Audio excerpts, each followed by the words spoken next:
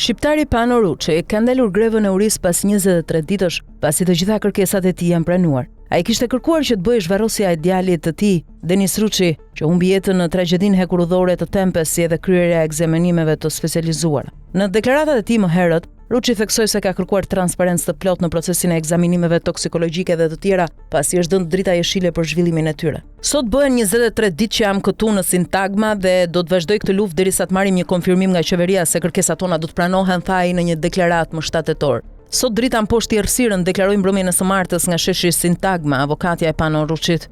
Drita mund ta mposhtë errësirën me forcën e shpirtit të tij dhe të gjithë shoqërisë. Me të drejtën në anën e tij, ai po sfidon mekanizmat më të ashpër e më të pamëshirshëm. Fshehja, mbulimi dhe skemat për të groposur të vërtetën nuk triumfuan. Sot u vërtetua se Pano Ruçi ja doli të mposhtë ata që donin të fshihnin të vërtetën. Mekanizmat rezistonin, por rikthimi në qarkullimi i dosjes me 3000 faqe që dokumenton neglizhencat e institucioneve përgjegjëse është dëshmi se lufta dhe këmbgulja e Pano Ruçit nuk ishin të kota, theksoi ajo.